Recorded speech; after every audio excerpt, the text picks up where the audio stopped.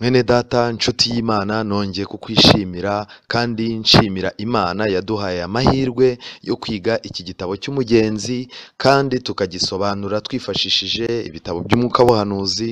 Imana iguha umugisha cyane. Njyewe ndi Musoni Flavien, uyu ni wa mwanya udasanzwe wo kwiga ijambo ry'Imana aho twiga icyo gitabo cy'umugenzi. Uyu munsi dufite igice cya 6. Reka tubanze dusenge.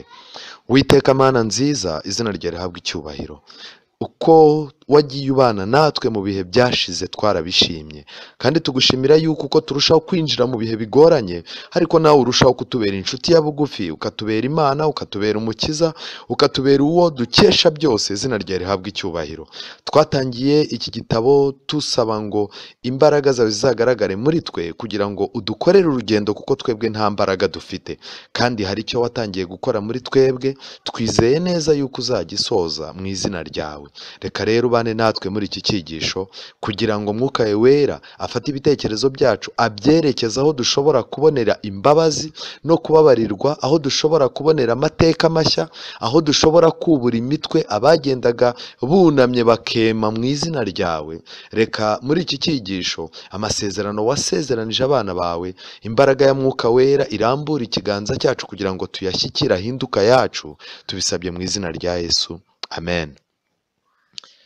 Inshuti mwene data, nongeye kuguha ikaze muri iki cyigisho, igitabo cy'umugenzi volume ya mbere, igice cya 6, icyigisho cyitwa irembo. Mu magambo make tugiye kwigana uburyo umuntu w'Imana igihe arimo gukomanga ku irembo kugira ngo akingurirwe akwiye no gutegereza. Ni umuco mwiza niba Imana yaraguhagurukije ari yigutangije uru rugendo. Aho gutegereza, Imana izagutoza gutegereza udatinze. Aho kwirukanka, Imana izakwihutisha, kandi aho guhagarara, Imana izahaguhagarika. Kubera iki? Imana niyo ituyoboye muri uru rugendo rwo kwihana. Nshuti zanjye, muri iki gitabo batangira, muri icyo cyigisho cya 6, batangira bavuga ngo Mukristo agenda yihuta cyane, ntiyagira uwo bavugana mu nzira, kandi umubajije ijambo ntamusubize, ahubwo agenda nk'uca ahabuzanywa. Ntiyabasha kwibwira ko avuye mu kaga ataragera mu nzira, yaretse akumvira inama ya bwenge bw'isi. Hashize umwanya agera ku irembo. Hejuru y'iryo rembo hari handitswe ngo mukomange murakingurirwa. Matayo 7:7. Akomanga ubwa mbere n'ubwa kabiri, arakomeza agira kenshi kandi aririmbisha ati, ab'imbere ndabasaba mwemere ko ninjira.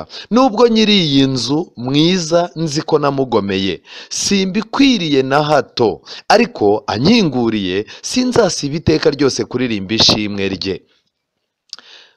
Kuri paji ya 26, nyuma ku rugi rw'irembo haza umuntu witwaga Rukundo. Aramubaza ati, urinde? Uturutse he? Urashaka iki? Mukristo ati, ndi umunyabyaha ubabajwe n'ibyaha byinshi bindemereye.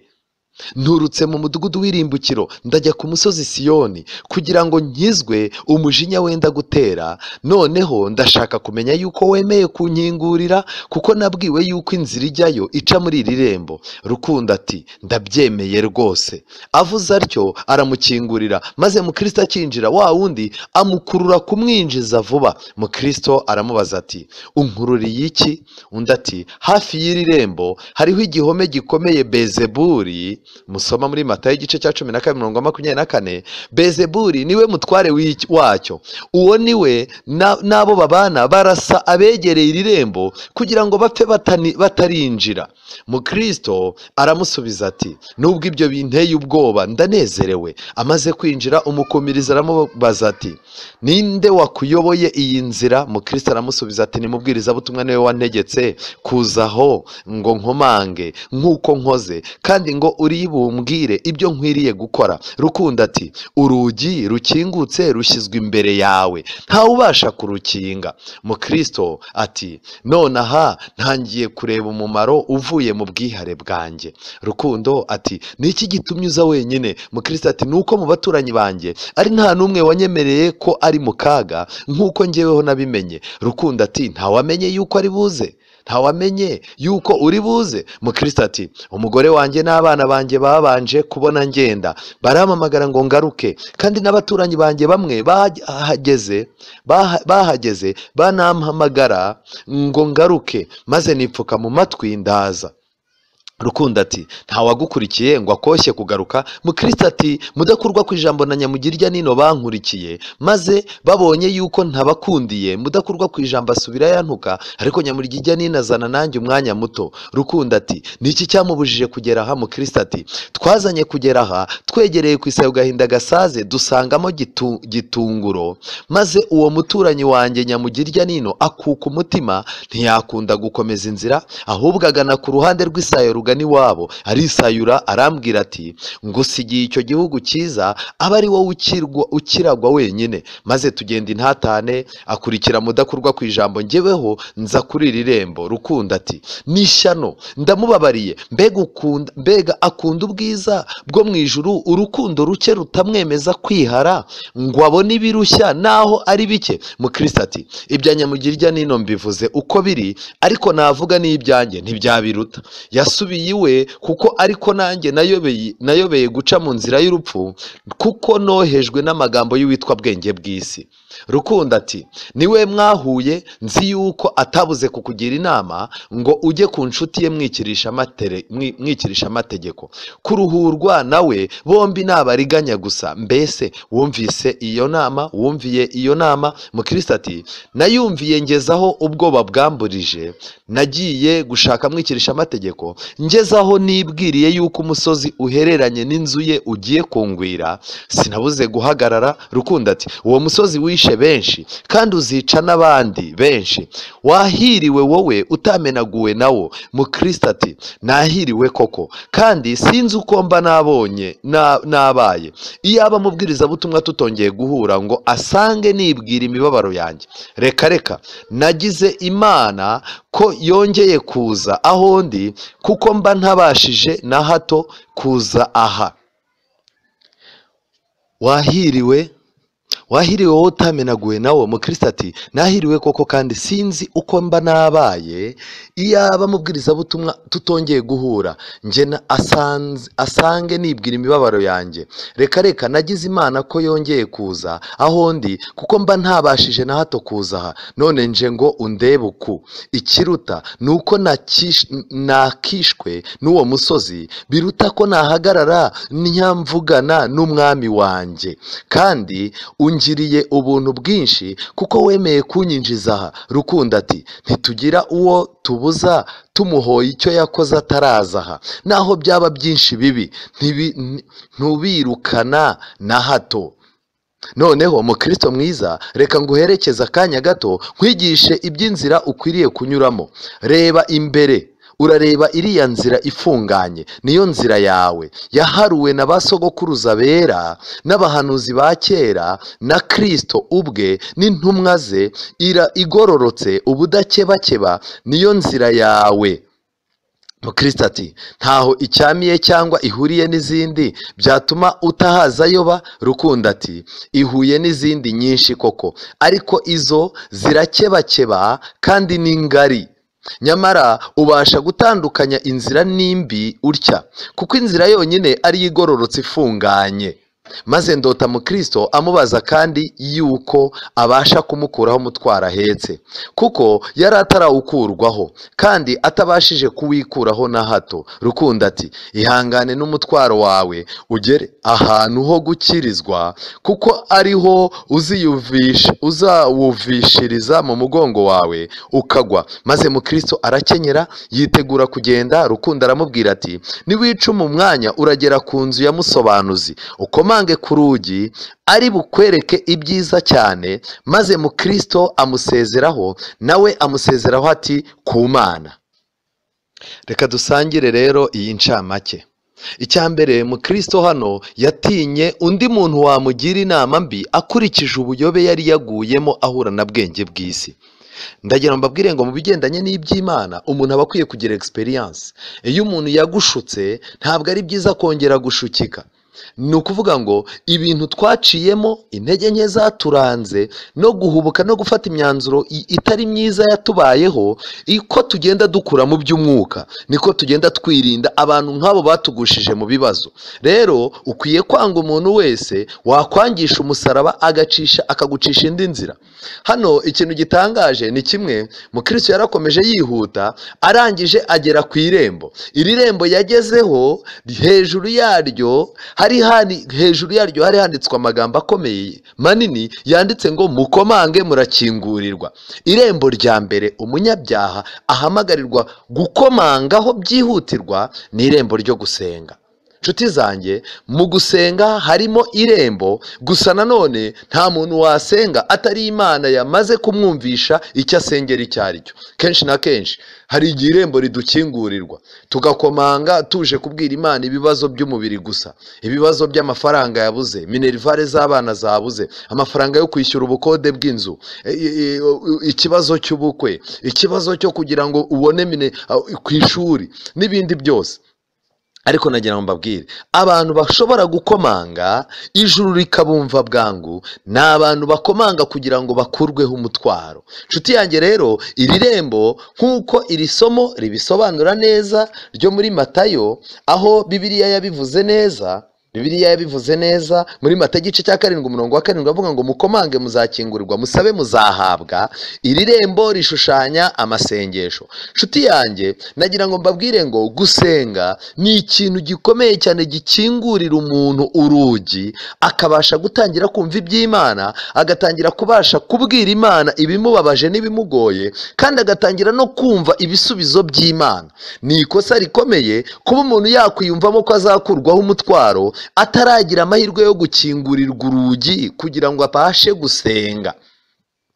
Yakomanze kenshi aririmba indirimbo z'uko yahemutse, ariko asaba gukingurirwa. Mu ndirimbo ye, ni indirimbo itangaje cyane. Iyi ndirimbo iratangaje ariko iranababaje. Yari arimo kuririmba, arimo kuvuga ngo ab'imbere ndabasaba mwemere ko ninjira, nubwo nyiri iyi nzu mwiza nzi ko namugomeye, simbikwiriye na hato, ariko ndamutse nkinguriwe byaba byiza, nazabona icyo mpora nishima nshimira Imana. Nshuti zanjye, nagira ngo mbabwire ngo dukwiye gusenga. Mu masengesho yacu ntihakwiye kumvikanisha yuko turi beza, hakwiye kwerekana ko turi babi, ariko tukanagira icyizere yuko turakingurirwa kandi Imana ikaduha amasezerano yayo. Rukundo yakomeje amukurura kuko yarakomanze umwanya, noneho biba ngombwa yuko Rukundo amukurura. Rukundo amukuruye, amaze kumukingurira, Rukundo yaramukuruye. Se Rukundo ninde? Nta gushidikanya uyu Rukundo ni Yesu Kristo, kuko ndaza kubereka igihamya kibyerekana yuko, ndagira mbabwire ngo yaba guhaguruka mu mudugudu urimbukiro, urugendo rwose, hano Yesu yiswe Rukundo, ejo bundi yari yiswe Irembo. Ikindi nagira mbabwire ngo tuzakomeza kugenda tubona Yesu yagiye agira amapica atandukanye n'amazina atandukanye, ariko ari we ugenda ayobora uyu munyabyaha kugeza igihe umunyabyaha azagerera i Siyoni. Nta ntambwe n'imwe twatezwa n'umuntu, nta ntambwe n'imwe twatezwa n'imyumvire dufite ku by'ijuru, oya, ahubwo buri ntambwe yose Kristo araza akaba ari we udukorera. Rukundo rero arabonetse, yinjije uyu muntu, arangije aramubwira ati njira wihuta. Mukristo arabaza ati ariko ko mbona mu nkuruye cyane? Rukundo aramubwira ati aha hantu uhagaze harasiwe abantu benshi, kuko Bezebuli niho arasira abantu kugira ngo bapfe batarinjira. Kandi mu by'ukuri niba munabibona, uru rurembo, iri rembo nta muntu uryinjiramo apfuye, oya, nta muntu upfira mu gakiza agitangira agakiza, oya. Rero ikintu kigaragara ni kimwe, Satani iyo abantu batangiye gusenga, bahagaze kuri iri rembo batangiye gusenga, bakomanga ntibumvirwe, Satani agera aho ngaho akabicira kuri iryo rembo, abarasira kuri iryo rembo. Benshi cyane bajya basenga bakumva ntibiza, aho kugira ngo bakomeze bashishikare basabe, bagahita batangira gushyirishaho abanyamasengesho, ab'inginzi, reka mbabwire, hari amatsinda atandukanye y'abantu basenga atandukanye, abantu rwose batura ibibazo byabo. Iyo umuntu asenze akumva biranga, yasenga akumva ntibiza, aho kugira ngo akomeze ategereze, usanga umuntu yatangiye gushyiraho abantu bo mu misengero itandukanye. Buriya ngo hari n'abantu bariho ngo bazi ko ari Imana yumva abandi itabumva. Ariko nshuti yanjye, nagira ngo nkubwire, ntukajye wemera yuko Bezebura kurasira ku rugi. Ukwiye gukomeza gukomanga, ugakomanga, n'ubundi nabo ubona bakomanga bigakunda, nabo bakomanze nk'uko watangiye ukomanga. Amaze kwinjira rero mo imbere, yabwiwe ko urugi rukingutse rushyizwe imbere ya Mukristo. Mukristo yabwiwe ko urugi rushyizwe imbere ye, nta muntu ubasha kurukinga. Reka mbabwire, iyo ubashije kwiga ijambo ry'Imana ku bwawe, Mwuka w'Imana akari gusobanura ku giti cyawe, ugasenga, ijuru kumva rirahamanya nawe, uba ugize amahirwe niba urugi rwo gusenga rukingutse kuri wowe. Jya umenya yuko nta wundi muntu warukinga. Watandukanye na bishop wasenga, watandukanye na pasiteri wasenga, watandukanye n'umuvugabutumwa w'igihangange wasenga, watandukanye na padiri wasenga. Iyo umunyabyaha yeretse Imana yuko ababaye, ashaka gukomanga ngo ijuru aganire naryo, urugi rukinguye rumuza imbere. Mukristo kandi yakomeje abwira uyu Rukundo baganiraga ari we Kristo, yakomeje amubwira ati ubu noneho ntangiye kubona umusaruro uri mu mwanzuro w'ubwihare bwanjye. Najya mbabwire inshuti zanjye, niyo umuntu yaba atarabona amasezerano ko yababariwe, ariko umunsi wa mbere umuntu asenze isengesho rye, akumva umutima we urabohotse, ijuru riramukingukiye, akumva mu ijambo ry'Imana atangiye kuhumvira ibisubizo by'Imana, byanga byakunda, uwo munsi hari amahirwe adasanzwe ababonye. Kandi ikindi, Rukundo yabajije Mukristo, aramubaza ati mbese impamvu waje wenyine ni iyihe? Ese nta bandi bantu? Reka mbabwire inshuti zanjye, nibyo koko dukwiye kubwira abantu ubutumwa bwiza, abantu bakabwakira, ariko abantu iyo banze ntabwo bagumamo, ufata umwanzuro wo gukiza amagara yawe. Reka mbabwire yuko nubwo turi kugenda mu by'agakiza, ariko byanga byakunda Imana izatubaza abavandimwe bacu, izatubaza abagore bacu, izatubaza abagabo bacu, Imana izatubaza abana bacu, izatubaza abaturanyi, itubaza abo twakoranaga. Igihe cyose urimo uhunga icyaha, ukwiye kumenya yuko Imana izakubaza undi muntu wafatanyije nawe kugira ngo muhungane. Mukristo arangira avuga ati nta n'umwe wemeye ko ari mu kaga. Nshuti zanjye, wowe wahunze kuko uri mu kaga, nicyo cyatumye utandukana n'icyaha, nicyo cyatumye uva mu bupagani, nicyo cyatumye uva mu businzi, nuko wari uzi ko hari akaga. Ariko najya nkubwire, umuntu utaramenya akaga icyaha kiri muri twebwe kizatuzanira, ntabwo ushobora guhungana nawe ngo muterane intambwe. Ikindi kintu gikomeye, Mukristo yakomeje abazwa impamvu z'urugendo rwe. Ese byagenze gute? Ninde mwahuye? Muhuye wabigenje ute? Ese kanaka muhuye wabigenje gute? Aha naha wahisemo neza? Ibi bintu iyo wita ku nama ya kanaka wari guhura n'ingorane. Reka mbabwire, Bibiliya itubwira ko tugomba kuba dufite impamvu z'ibyiringiro byacu. Mukristo yakomeje atangara cyane, arangije aravuga tumva rwose biratangaje uburyo mubwirizabutumwa yagiye ambaho, yaba bwa mbere mpaguruka niwe wamfashije, ndetse natangiye no kuyoba niwe wongeye kungarura. Noneho Rukundo aratangara cyane, arangije aramubwira ati none ibyabwenge bw'isi umbwiye byose bimeze gute? Uriya iby'ijuru abiguranisha ibintu byoroheje. Mukristo arangije atumva ni ibyanjye nabyo bimeze nk'ibyabwenge bw'isi, kubera yuko reka no gutinda ku nkuru ze, ahubwo ntinde kuzanjye kuko nazo zimbabaza. Nshuti zanjye, igihe kirageze ngo nitugira amahirwe yo kubana n'Imana, ntitukayijya imbere tugiye kuyiratira iby'abandi no kuyibwira amakuru y'abandi n'intege nke z'abandi, ahubwo gusenga kwacu si umwanya wo gutunga urutoki bitagenda neza, si umwanya wo gutunga urutoki abantu bananiwe, abayobozi byananiye, si umwanya wo gutunga urutoki abanyantege nke baba mu itorero wereka Imana yuko ibintu byazambye. Ni n'umwanya wo kuza ukereka Imana intege nke zawe. Kandi Mukristo yakomeje avuga iby'umusozi ugana kwa mwikirisha amategeko. Noneho amaze kuwumubwira, Rukundo abwira Mukristo atumva rero, uriya musozi wahitanye abantu benshi kandi uzica n'abandi bantu benshi. Mu magambo make, inyigisho yo gushaka gutsindishirizwa n'imirimo inyigisho yo gushaka kwihangira gukiranuka bitewe n'ibintu byiza ukora mu nzu y'Imana byishe abantu benshi. N'uyu munsi wa none hari abandi bategereje kuzicwa nabyo. Mukristo yivugiye ko ubwe yinjijwe n'umwami we. Arangije kandi muri iki gitabo Rukundo arangije aganira na Mukristo aramubwira tumva, Mukristo yarabanje abwira Rukundo ati se muremera kunyakira, muremera kunkingurira. Amaze gukingurirwa Rukundo yaramubwiye ati rero humura, nta muntu uje aha ngaha twirukana.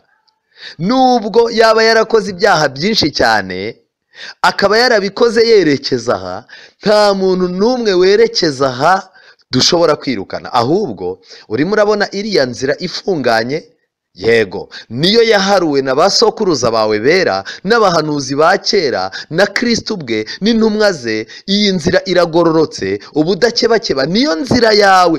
Ntuzongere, nubwo uzasanga hano hari izindi nzira zicyamye zifatira kuri iyi nzira zagiye zishyirwaho n'abatubuzi, ndakugira ngo nkugire inama, izo nzira ntuzazicemo, ahubwo inzira yawe ni iyi ngiyi. Amen.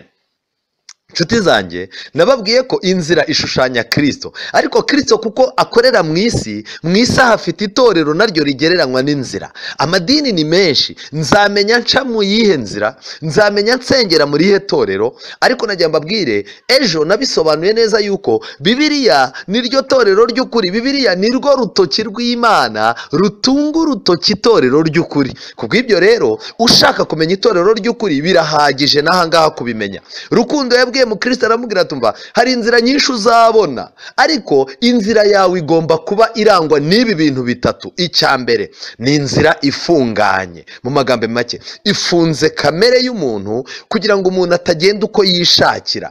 Iyi nzira kandi icya kabiri yaharuwe na ba sokuruza bera, mu magambo make ni inzira ya kera. Ba sokuruza bacu Aburahamu, Isaka, Mose, abahanuzi bose n'abahanuzi ba kera bose baciyemo. Kandi ikindi, iyo nzira ni nayo Kristo ubwe yanyuzemo kandi arangije arayihanga. Kristo niwe wayihanze kera, arangije ayicamo, kandi amaze gusubira mu ijuru intumwa ze iyo nzira niyo zaciyemo. Iyi nzira rero kuko ari inzira y'ukuri iragororotse, mu magambo make nta manyanga arimo, kandi iyi nzira ntigenda ikebakeba, ntabwo igenda ikebakeba. Uyu munsi wa none imyizerere y'abantu benshi igenda ikebakeba. Arasoma Itangiriro akakubwira ati ibi ndabyemeye, mwagera mu Kuva ati simbyemeye, mukasimbuka mwagera muri Yesaya ati ibi ndabyemeye rwose, mwakomeza mwagera muri Matayo ati ibi ndabyemera cyane, mugakomeza mwagera muri Daniyeli ati ibi ntago mbyemera, nta nubwo nanabyumva, mugakomeza mwagera mu Byakozwe n'Intumwa ati ibi ni ibintu byacu rwose ndabyemera, mwakwegera imbere mu gitabo cy'Abaroma ati ibi ndabyumva, ariko mwagera mu Bagalatiya ati ibi ntago byumvikana, mugakomeza mwagera muri Petero ati rwose pe ibi ndabyemeza, mwagera mu Byahishuwe ati ahangaha mafite ikibazo. Nshuti zanjye, inzira igenda ikebakeba ntabwo ariyo nzira y'Imana. Muri Yeremiya Imana yagiriye inama abantu bashaka kumenya ukuri. Ese iyi nzira y'ukuri ni iyihe? Yeremiya igice cya 6. Nshuti yanjye, ndabizi ushobora kuba unteze amatwi nawe umaze igihe kirekire wibaza inzira wacamo iyo ariyo, nk'uko Mukristo yari afite inzira. Kandi muzabona muri iki gitabo cy'umugenzi buri gihe iyo Mukristo ataye inzira ahura n'akaga. None twebwe inzira tuyirimo. Yeremiya igice cya 6 umurongo wa 16, Uwiteka avuga atya ati nimuhagarare mu nzira. Ndimo ndasoma umurongo wa 16, Yeremiya 6. Uwiteka avuga atya ati nimuhagarare mu nzira murebe kandi mubaririze inzira za kera. Amen. Aho inzira nziza iri aba ariyo munyuramo, niho muzabona uburuhukiro mu mitima yanyu. Ariko barahakana bati ntituzayinyuramo, kandi nabashyizeho n'abarinzi nti nimutegere amatwi ijwi ry'impanda. Ariko barahakana bati ntituzayatega. Mu magambo make hano muri Yeremiya Imana yakanguriye abantu kwitoza guca mu nzira y'ukuri, abantu baranga. Imana irangije iti se byibuze inzira y'ukuri niba munayanze byibuze nimubaririze.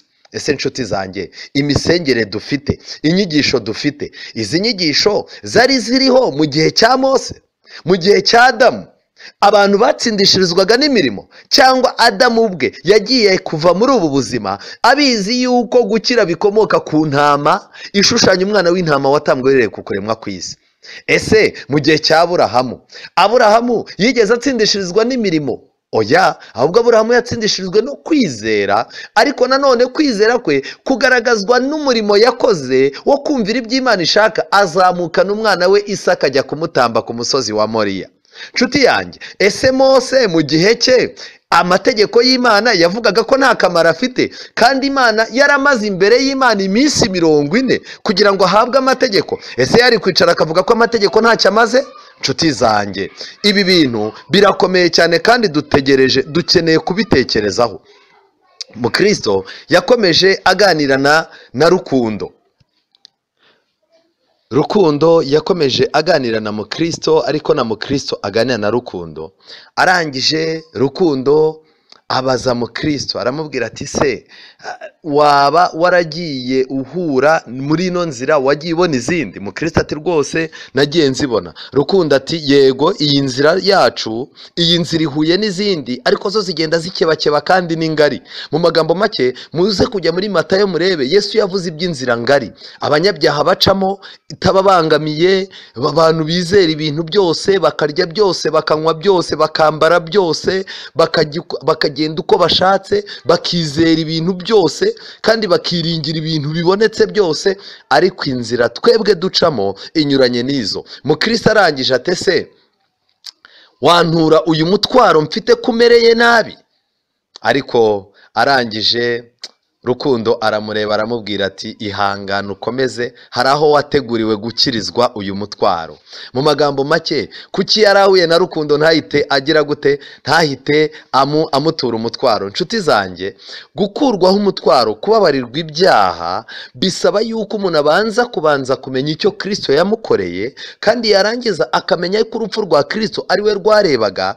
Haba hari ibintu byinshi umuntu akeneye kumenya bigendanye n'umusaraba w'icyo Kristo yakoreye i Karuvari. Kubw'ibyo rero, ntabwo umunsi wa mbere umuntu amenye ko umwami Yesu ariho, ngo amenye yuko umwami Yesu yabayeho. Ubwo bumenyi gusa ntabwo bihagije, birahagije yuko iby'i Karuvari ugomba kumva ko bifitemo uruhare. Mu gihe umuntu atarumva yuko ibyabereye i Karuvari, igihano cy'icyaha Kristo yahawe, uwo muntu yari agifitemo uruhare, byanga byakunda gukira cyangwa se kubabarirwa, gukurwaho umutwaro ntibibareka. Ikintu babwira, tugomba kubanza kwikorera umutwaro w'ibyaha byacu, tukikorera umutwaro w'uko urupfu rwa Yesu ari twe rushinjwa. Noneho iyo tumaze kubimenya, tumanika amaboko, aho niho gutabarwa kwacu kuboneka. Rukundo rero yakomeje amaze kubwira Mukristo, aramubwira ati nugera imbere uragera ku nzu ya musobanuzi, ukomanga urugi ari bukwegere, ari bukwereke ibyiza cyane.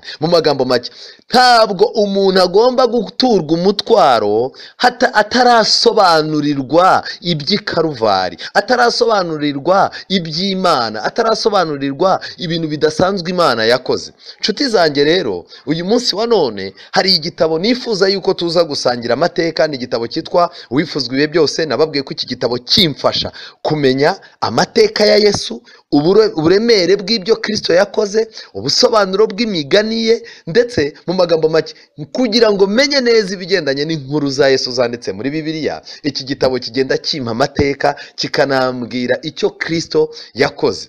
Reka mbabwire ko iki gitabo cyitwa Uwifuzwe byose, paje 233 baranditse ngo uko niko bimeze no mu by'umwuka, gupfa kuganira ku by'iyobokamana, gusenga nyamara nta nzara wiyumvamo mu bugingo, kandi udafite kwizera ntacyo bimaze.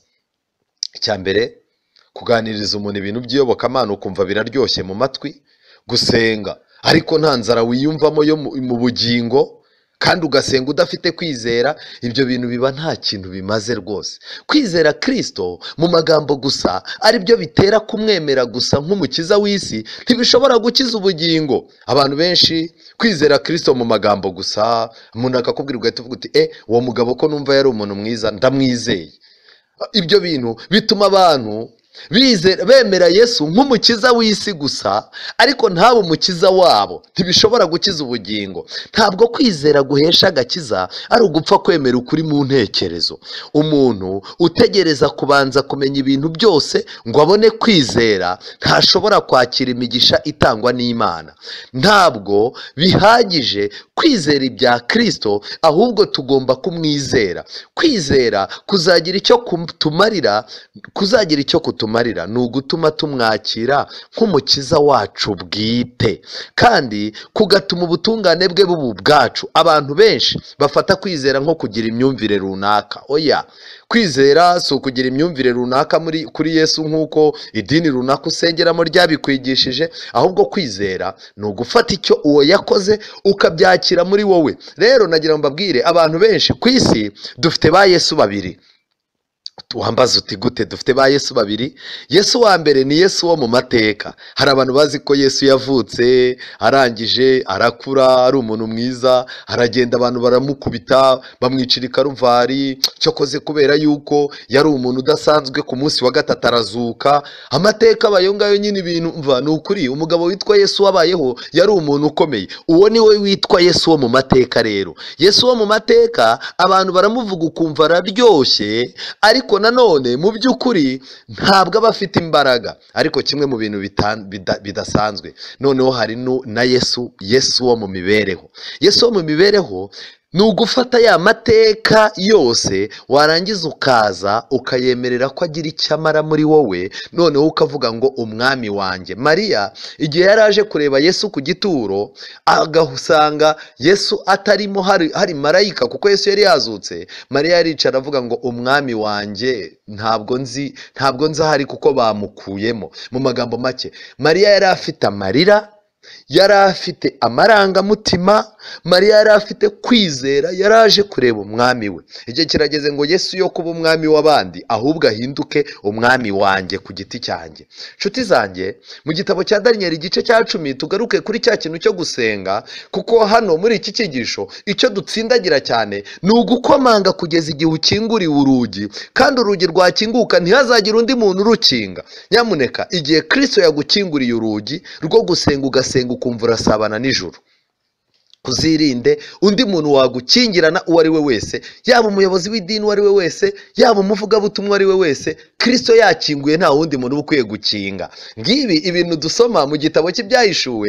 Iyo Yesu yivuze mu gitabo cy'Ibyahishuwe avuga ko ari we ukinga ntihagire ukingura, kandi akavuga yuko akingura ntihagire ukinga. Ndetse amatorero menshi mu gitabo cy'Ibyahishuwe hari aho Yesu yavuze aravuga ngo ngushyize imbere urugi rukinguye ntawe ubasha kuzarukinga.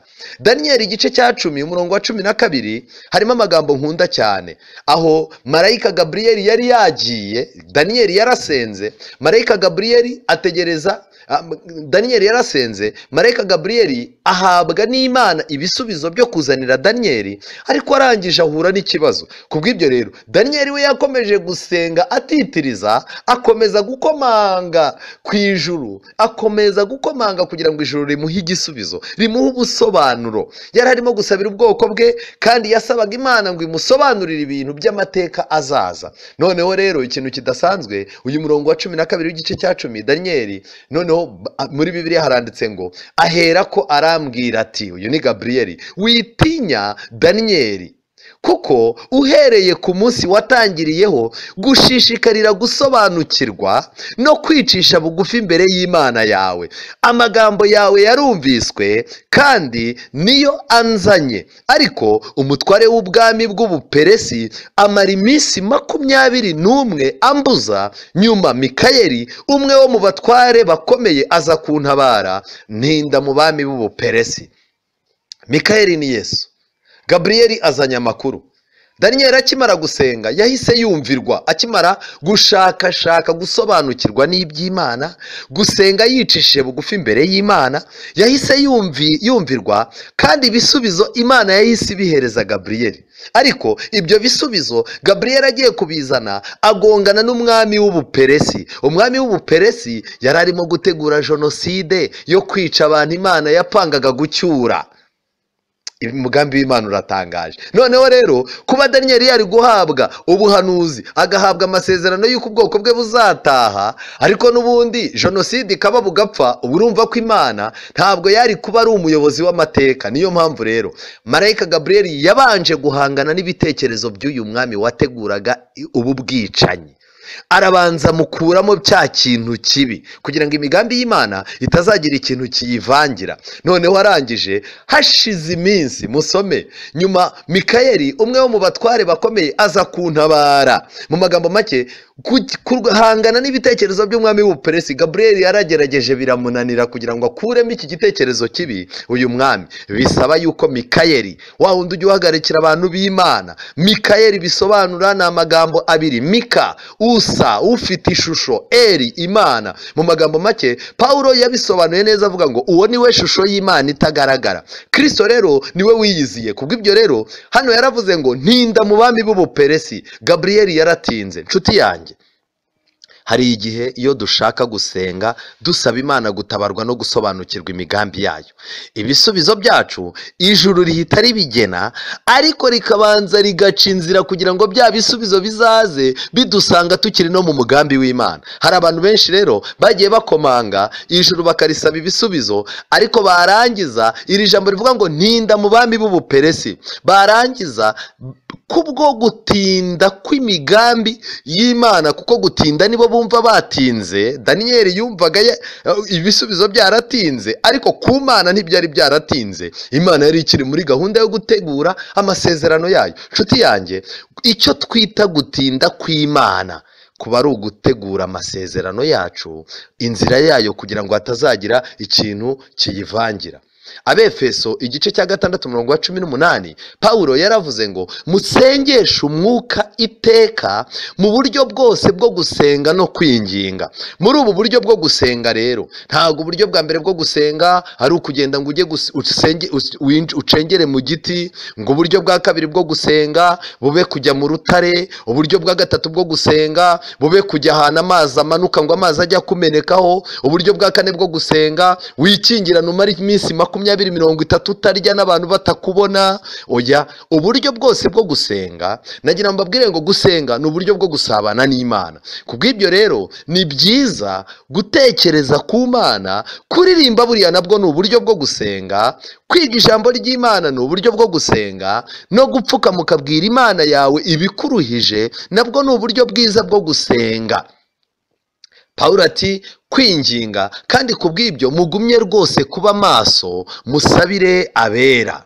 Amen. Kandi mu gitabo cy'Abakolosayi igice cya 4:2 mpafite amagambo nahasomye meza aranezeza, avuga ngo mukomeze gusenga muba maso. Mu magambo make, nubwo twaba turi abanyamasengesho ntidukwiye kubura kuba maso. Icyo nashakaga kubabwira rero ngiki, abantu benshi uyu munsi wa none bagiye mu masengesho bibagirwa ijambo ry'Imana, kuko ari ryo rituma tuba maso. Kubw'ibyo rero ijambo ry'Imana no gusenga bigomba gufatanya. Mukomeze gusenga muba maso mushima. Gushima ni indirimbo, buriya dushimisha Imana indirimbo n'imibereho yacu. Kuba maso tubifashishwamo n'ijambo ry'Imana, kandi gusenga kudukingurira ijuru, tukabasha kugira n'isano n'ijuru. Kandi natwe mudusabire kugira ngo Imana idukingurire urugi rwo kuvuga ijambo ryayo, tuvuge ubwiru bwa Kristo ubwo nabohewe, kugira ngo mbwerekane nk'uko nkwiriye kuvuga. Yohana 15:7 Bibiliya iravuga ngo iki? Nimuguma muri nje, amagambo yanjye akaguma muri mwe, musabe icyo mushaka cyose muzagihabwa. Ikibazo gihari uyu munsi wa none, abantu barimo barashaka gusaba icyo bashaka cyose imbere y'Imana. Abantu barimo barashaka gutegeka, barimo barasenga, barategeka Imana. Muzumva amasengesho asigaye ariho, ntabwo abantu bagisenga nk'uko umwana asaba papa we ikintu, ahubwo barimo barasaba nk'uko umukozi wawe akwaka ibintu ashaka kwigendera. Mpemba ayanjye narayavunikiye, nguhaye iminsi iyi n'iyi, n'ubu utampembye nzigendera. Mfata neza kuko ndi umukozi w'umuhanga, n'ingendo uzaba nta kintu usigaranye. Amasengesho yacu asa naho yerekera mu cyerekezo cy'uko turi abakozi b'Imana aho guhinduka abana bayo. Yesu yashyizeho kondisiyo ebyiri muri Yohana 15:7. Nimuguma muri njye, icyo ni icya mbere, amagambo yanjye akaguma muri mwe, iyo ni ijambo ry'Imana, nimusabe icyo mushaka. Mu magambo make, ntabwo ubundi byakagombye kuba byiza yuko dufata umwanya wo gupfukama ngo dusenge tutabanje kumenya icyo ijambo ry'Imana rivuga ku cyo tugiye gusengera. Umuntu akicara yararwaye, nibyo, urugero umuntu aricaye, iminsi yacu y'ubupagani twayiciyemo, tuyikuramo amateka atandukanye, bamwe bayikuyemo ubumuga, abandi bayikuyemo indwara zidakira. Wajya kumva umuntu ati ngiye gusengera iyi ndwara ihita ikira. Nshuti yanjye, banza umenye yuko kuba twihannye ntibikuraho gukomeza guhangana n'ingaruka z'ibyaha, kuko iminsi yo kujijwa Imana yarayirengagije, itegeka abantu bose kwihana. Ariko ya minsi y'ubujiji twabayemo, byanga byakunda. Reka mbabwire, igihe kimwe Yesu yakijije umuntu wari umaze imyaka 30 n'ingahe, murabyibuka? Umuntu wari umaze imyaka myinshi irenga 30. Ikintu gitangaje rero, niba mubyibuka neza, nuko Yesu amaze kumukiza yaramubwiye ngo ikorere uburiri bwawe. Harya mbabaze, buriya buriri bwarahumuraga cyangwa bwaranukaga? Bwaranukaga. Ariko kimwe mu bintu bidasanzwe, uyu muntu Yesu yakirije ku ibaraza, yikoreye uburiri bwe aragenda, kuko uburiri bwe bwari amateka ye. Rero iyo ni kondisiyo y'ijambo ry'Imana. Muri Luka 13:24 Bibiliya iravuga ngo, ikiravuga ngo mugire umwete wo kunyura mu irembo rifunganye. Ndababwira yuko benshi bazashaka kurinyuramo ntibabibashe. Ndagira mbabwire ngo Mukristo yaragiye ajya gukomanga ku irembo nk'uko twabibonye, ariko ndagira mbabwire ngo uyu munsi turacyafite amahirwe yo gukomanga, ijuru rikadukingurira. Abantu badafite umwanya, abantu bizinesi zatwaye, abantu iby'isi byatwaye, abantu icyubahiro cyaheranye, abantu amadini yabo yaheranye ku buryo bo ubwabo batigeze bishakira umwanya wo gukomanga. Hari igihe bazashaka gukomanga ku irembo ntibabibashe, kandi kuri icyo gihe nyir'inzu namara guhaguruka agakinga urugi, namwe mugatangira kurukomangaho muhagaze hanze muvuga muti mwami dukingurire, azabasubiza ati simbazi, sinzi naho muturutse. Abantu Yesu aziranye nabo, nk'uko turimo kubibona muri Luka 13:24, ni abantu bamenyereye gukomanga ku ijuru. Uko ikibazo cyose kije barakomanga, kandi ukomanga wese azakingurirwa. Nshuti zanjye, nagira ngo mbabwire ngo muri Matayo 25:6, mwese muzi igitekerezo cy'abakobwa 5 b'abapfu na 5 b'abanyabwenge. Hari amateka bose bahuje, ariko ikosa abakobwa b'abapfu bakoze ni ikosa ryo kudakorera ikintu igihe cyacyo. Kera najyaga numva yuko ikosa bakoze ari uko batari bafite amavuta. Nari nzi ko ikosa bakoze ari uko basinziriye. Ariko nshuti yanjye, soma neza uri busange ikosa bafite ikintu ntago gikorerwa mu mwanya wacyo, kuko batazi agaciro ka buri kintu. Nshuti zanjye, abantu bagiye kubura ubugingo atari uko batabaye abanyedini, atari uko batabatijwe mu madini atandukanye, atari uko batiswe ngo ni abakozi b'Imana, ahubwo ikibazo ikintu bagombaga gukora mu gihe runaka ntago bagikoze, kandi ntibigeze bagira amahirwe yo kumenya agaciro k'ibintu, ngo bamenye ngo iki gifite agaciro, kiriya nta gaciro, iki gifite agaciro, kiriya nta gaciro, iki gifite agaciro gake, kiriya gifite agaciro kanini. Reka dusome Matayo 25:6. Ariko ninjoro mu gicuku habaho urusaku ngo umukwe araje, nimusohoke mumusanganire. Maze babakobwa bose barahaguruka, baboneza amatabaza yabo. Abapfu amatabaza bombi barayafite. Umurongo wa 8, abapfu babwira abanyabwenge bati nimuduhe ku mavuta yanyu, kuko amatabaza yacu azima. Ikosa rikomeye abakobwa b'abapfu bafite hano ni rihe? Kwishinga umuntu, kwishinga mugenzi wawe, kwishinga umuririmbyi muririmbana, kwishinga umubwiriza musengana, kwishinga pasiteri, kwishinga undi mwizera, ukumva yuko igihe cyose uzahurira n'ikibazo mu by'umwuka ari we uzahungiraho akagira icyo agufasha. Umurongo wa 9, ariko abanyabwenge barabahakanira bati oya, ntiyadukwira twese, ahubwo nimujye mu bahanjuzi muyigurire. Mu magambo make, iby'agakiza nta muntu ubihaho undi. Papa wawe ntiyabiguhaho, umugabo wawe ntiyabiguhaho abifite, abana bawe ntibagukatiraho ngo baguhe. Ibigendanye n'iby'umwuka, ibigendanye no kumenya Imana no kuyakira, ni ibyawe ku giti cyawe. Umurongo wa 10, bagiye kugura umukwe, bagiye kugura akadomo, umukwe araza, abari biteguye binjirana nawe mu bukwe, urugi rurakingwa. Ikosa bakoze ni irihe? Bakagombye kuba nta mafaranga, ntago bakeneye amafaranga, amafaranga barayafite. Ntago bakeneye amatara, amatara barayafite. Ntago bakeneye kumenya aho amavuta agurirwa, barahazi. Ikosa bakoze ni irihe? Kwishinga bagenzi babo. N'uyu munsi wa none hari abantu batarabona umwanya wabo wo gusenga ku giti cyabo, ahubwo bizeye abantu basanzwe babasengera, bahora batanga ibyifuzo. Unshyira imbere y'Imana, muntu w'Imana, dore ni wowe Imana yumva, nyamuneka ndakwinginze, amasengesho yawe ndayakeneye. Oya, bagiye kugura, umukwe araza. Hanyuma murongo wa 11, babakobwa, hanyuma babakobwa bandi nabo baraza, barahamagara bati, reka dusubire ku murongo wa 10. Bagiye kugura, umukwe araza, abari biteguye binjirana nawe mu bukwe, urugi rurakingwa. Rya jambo ry'urugi riragarutse. Yego, Mukristo yagiye ku rugi arakomanga, kandi arakomeza arakomanga, nta wundi wagombaga kumukomangira. Nshuti zanjye, komanga kugeza igihe ijuru rizagutabara. Noneho arangije, urugi rurakingwa. Murongo wa 11, hanyuma babakobwa bandi nabo baraza, barahamagara bati, nyakubahwa dukingurire. Kwita Yesu nyakubahwa ni byiza pe, Yesu ni uwo kubahwa, ariko mu gihe utakoze ibyo ashaka ntabwo uzakingurirwa. Abantu benshi, amadini menshi, abantu benshi bita Yesu nyakubahwa, ni umwami w'abami n'iki, ariko kumvira ijambo rye, kumvira amategeko ye, kumvira ubushobozi bwe, kumvira icyo ashaka, kumwakira nk'umwami n'umukiza, ntabwo babikoze.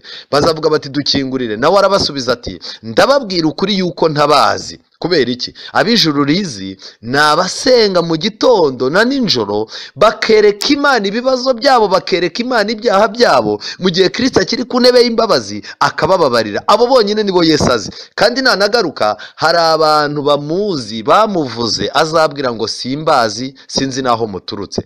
Yesaya 65 umurongo wa 1. Mbega amagambo ababaje. Imana iti, nabaririjwe n'abatanyitagaho, nabaririjwe n'abatanyitagaho, nabonywe n'abatanshatse. Mbwira ishyanga rititiriwe izina ryanjye nti, nimundebe nimundebe. Ariko ubwoko bw'abagome nabutegeraga amaboko umusukira, bagendanaga ingeso mbi, bakurikiza ibyo bibwira ubwabo. Nshuti zanjye, biratangaje kuba abantu batitaga ku Mana aribo barimo kuyibaririza. Kuba abantu batigeze bagira umwanya wo gushaka Imana aribo barimo kuyishaka, twe tukaba turi mu byubahiro.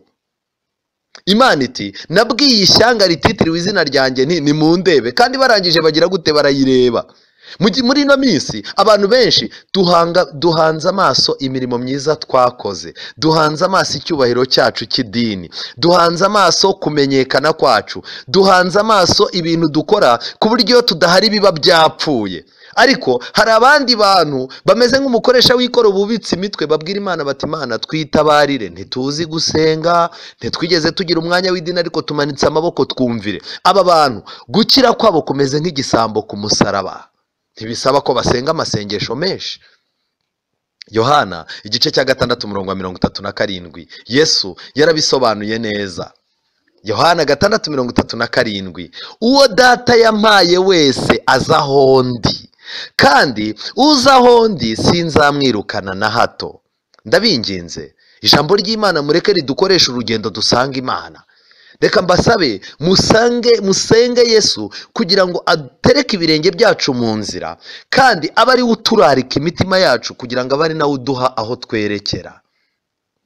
Hari amagambo nkunda cyane ari mu gitabo cyitwa Uwifuzwa ibihe byose.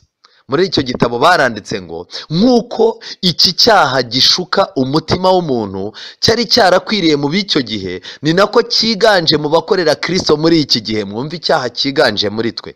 Ni kangahe umurimo dukorera Kristo, ni kangahe umurimo dukorera Kristo, imibanire yacu n'abandi bidindizwa n'irari ryihishe ryo kwishyira hejuru. Ni kangahe turangwa n'ibitekerezo byo kwihimbaza ndetse no gushaka gushimwa n'abantu, kwikunda, gushaka inzira yoroshye kurusha iy'Imana yatanze, nibyo bituma dusimbuza amategeko y'Imana imihango ndetse n'intekerezo z'abantu. Yesu abwira abigishwa be aya magambo y'impanuro ati, mumenye mwirinde umusemburo w'abafarisayo n'uw'abasadukayo. Umusemburo w'abafarisayo n'abasadukayo n'uyu munsi wa none uracyahari, aho abantu barimo kwikunda, abantu bashaka ibyubahiro, aho abantu amadini arimo gushakira abantu inzira yoroshye idasaba kwihana. Imyenda umuntu yambaraga akiri indaya, uyu munsi wa none umuntu arimo arayambara agahagarara ku ruhimbi akaririmba. Amagambo, uburyo umuntu yabyinaga mu kabari akiri umusinzi, n'ubu usanga ariko umuntu ahagaze ku ruhimbi arimo kubyina.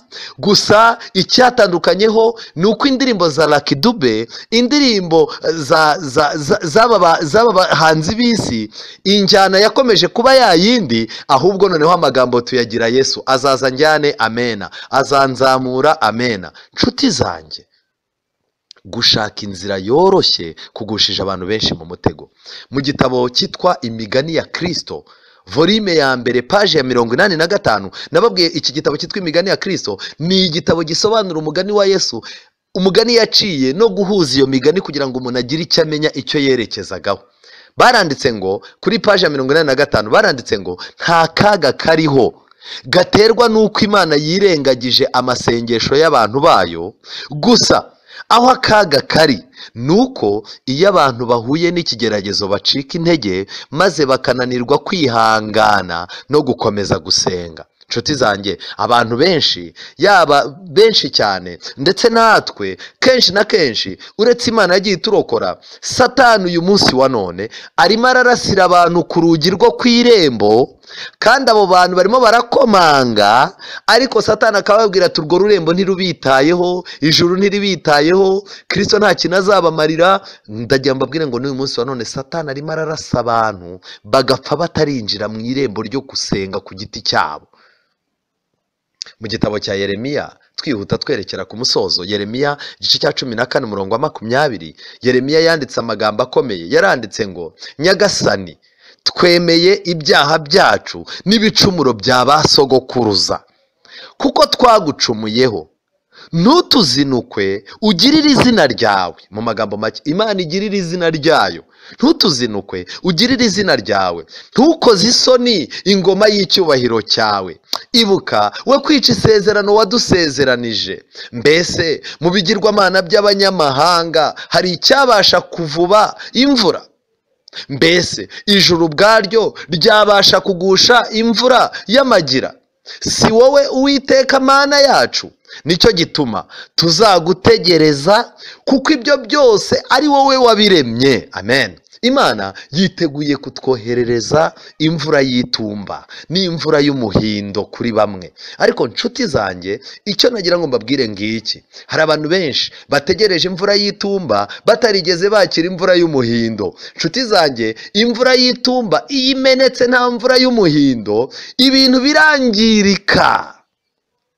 Nagira ngo mbabwire ngo iki ni igihe, niba utaratangira urugendo, saba ibijojoba by'imvura ya Mwuka Wera bitangire bisukwe muri wowe gake gake, kandi Imana yiteguye no kukongerera ibijojoba bitewe n'uko imbuto ziri muri wowe zigenda zikura. Nshuti zanjye, nagira ngo mbabwire, ntihagire ikindi kigirwamana icyo ari cyo cyose, ntihagire undi muntu uturangaza, ntihagire ahandi hantu hariho twajya, kandi twirinde kurambirwa vuba. Ahubwo niyo mpamvu itorero rizaba ririho mu gihe gisoza amateka y'isi rizitwa abategereje kugaruka kwa Yesu. Kubera iki? Bagomba kwihangana nubwo bakomanga bakumva ntiharimo gukinguka ako kanya. Nibihangane, byanga byakunda, mukomange muzakingurirwa, musabe muzahabwa. Imana y'amahoro itugenda imbere kugira ngo iki kintu Imana idufashe. Muri twebwe urugi, dore Imana irarukinguye rw'amasengesho. Twirinde gushakira amasengesho ahandi n'agakiza ahandi, ahubwo tumenye ko isano iri hagati yawe n'Imana niyo ikenewe kuruta isano ufitanye na pasiteri, kuruta isano ufitanye na bishopu, kuruta isano ufitanye n'umuvugabutumwa w'igihangange. Isano yawe n'Imana aba ariyo ureba kuruta uko wareba ibindi bintu, mu izina rya Yesu. Mana nziza, tugushimiye yuko muri wowe ariho honyine dufite agakiza. Twagiye dukomanga kenshi, abenshi bakivumbura bakabivamo, abandi bagiye bakomanga babona batumvwa bagashakisha abandi bantu bazwi kumvikana cyane ngo babakomangire, ariko uyu mwanya waduhaye amahirwe, turakomanze kugira ngo ijuru ridukingurire. Twifuza kugira umwanya wo gusabana n'ijuru, gusenga tukumva ijuru ritwumva kugira ngo natwe tubashe kuryumva.